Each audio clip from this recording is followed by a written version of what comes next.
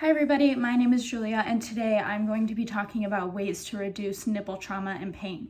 So first I want to talk about how my chosen theory supports my clinical question/problem. So again, the clinical problem that I chose to address is what is the best way to reduce nipple trauma and pain. So women who are breastfeeding frequently experience nipple pain and trauma. This is very common. They can experience nipple trauma in a home setting, hospital setting, community setting. Contributing factors to this issue are a lack of knowledge or education on the topic, skin issues, and frequent breastfeeding.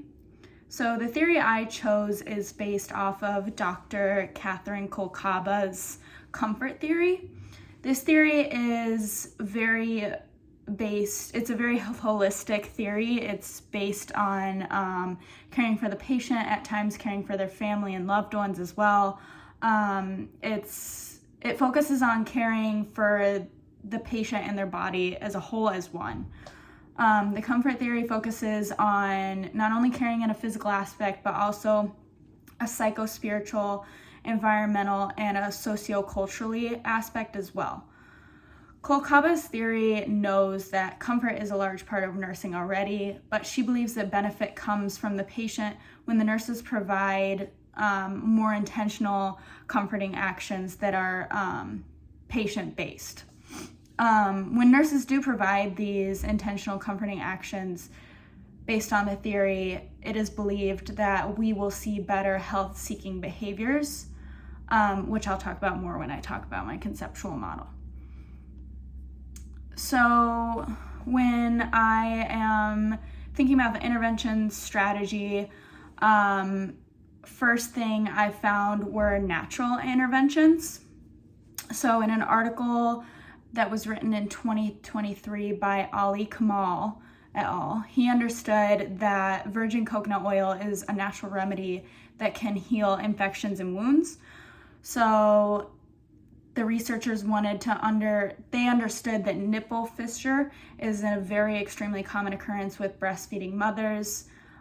Since that virgin coconut oil has been seen in the past to heal infections and wounds, they wanted to see if virgin coconut oil would assist in the pain and healing of nipple trauma. So the researchers ultimately found that if breastfeeding mothers do use virgin coconut oil, this can be a complementary remedy used to treat nipple fissures and trauma.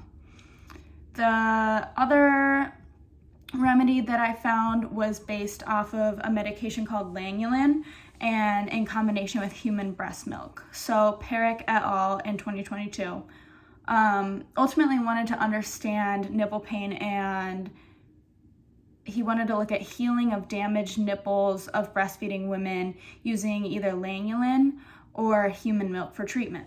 So he conducted a study with 206 participants. He placed these people into two groups. One group received the human milk, the other received the lanolin. Perrick found that both participants in both groups reported a reduction in pain and improved nipple healing within 7 days. So ultimately, Perrick determined that lanolin and human breast milk are both effective at treating in nipple trauma.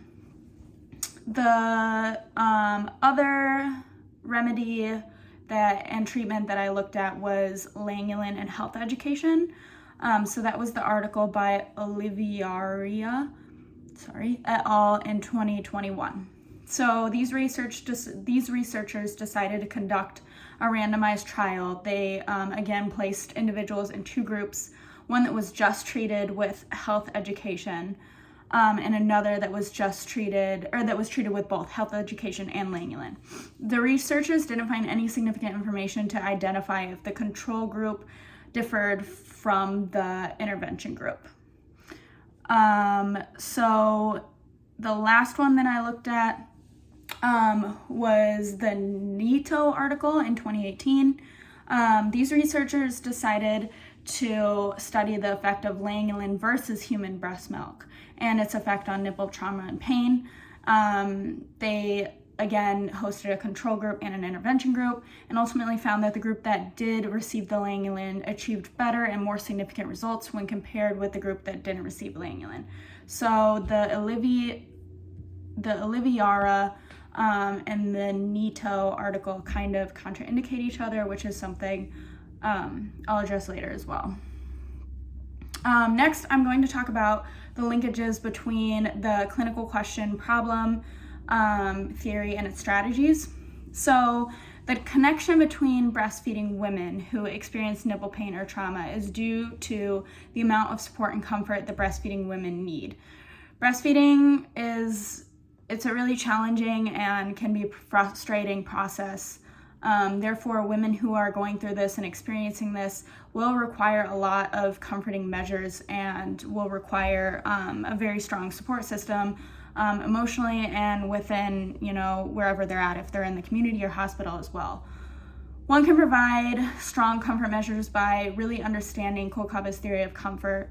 Comfort intervention should be based off of specific patient needs, family needs. As I was saying, the comfort interventions can be very just patient orientated, like I was saying earlier.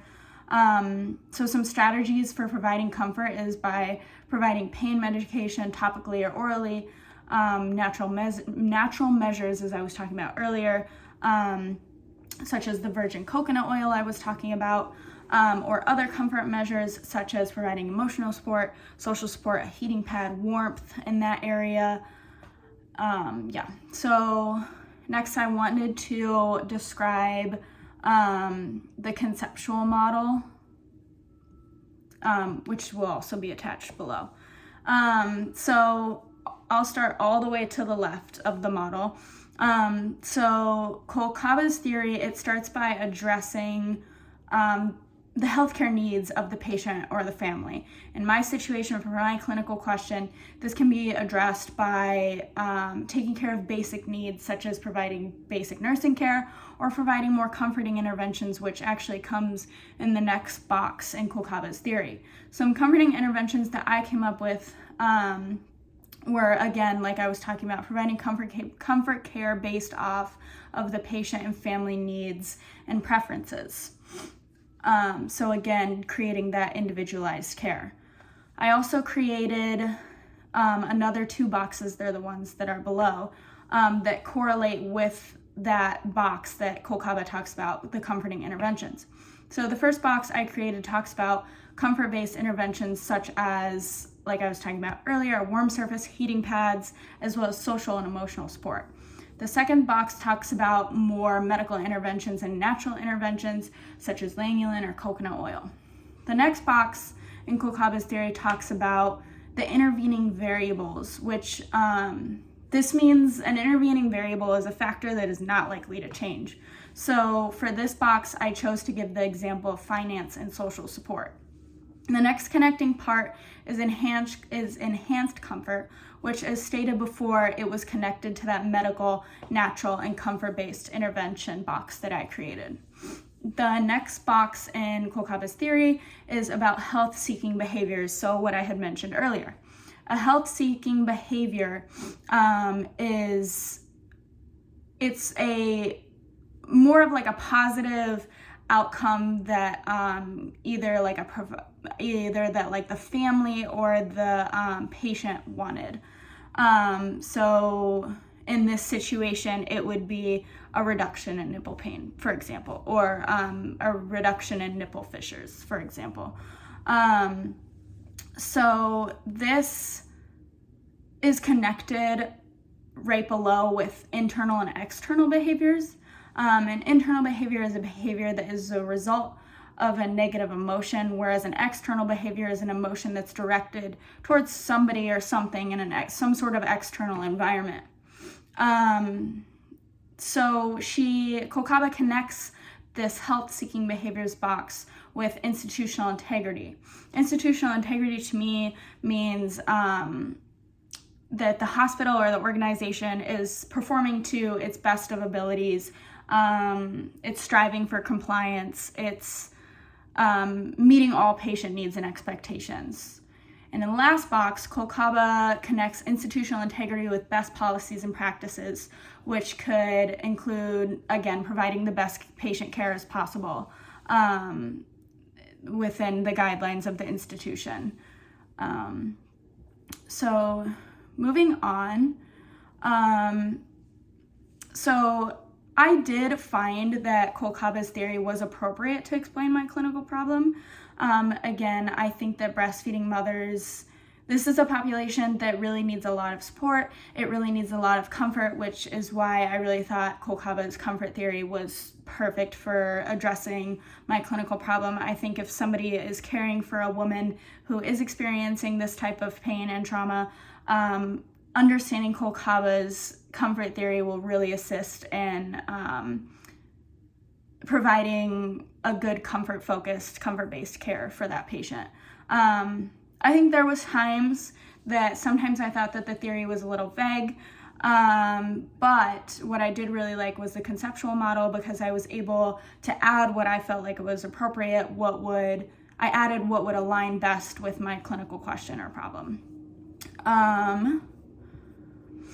So the evidence that I discovered supported my research evidence. I talked about several articles, found several articles and their connection with breastfeeding mothers and nipple pain and trauma. I did think that I found significant evidence for this clinical problem because I identified sources that found no treatment was helping. I found articles on prescription medication for nipple trauma and pain, and then I also found articles for natural remedies for addressing nipple trauma and nipple pain. So the quality of the evidence all really came from reliable sources. I found all my sources on the Marquette Library, PubMed, Google Scholar. One thing that was challenging to me was the conflicting evidence. I talked about earlier how one article found significance with Lanolin treatment and another article did not find significance with Lanolin treatment.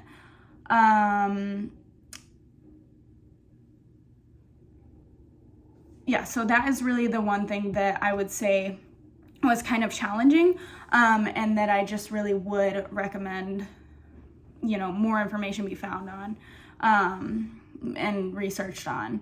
So really just after synthesizing my theory and research evidence, the implications for nursing practice in relation to nipple trauma and pain, I thought the best treatment is warmth and virgin coconut oil. The question really that raises this and that should be studied by future practicing nurses and researchers is the effect of Lanolin on breastfeeding mothers with nipple trauma or pain. I really think that Lanolin has the potential to be a successful and beneficial intervention for breastfeeding in women, but really I think that there just needs to be more research to determine this. There are a few articles on this, but not tens of 20s or anything, so I think that there just definitely needs to be more research on this, but it's definitely something that could be a very positive intervention for reducing nipple trauma and nipple pain. Thanks for watching.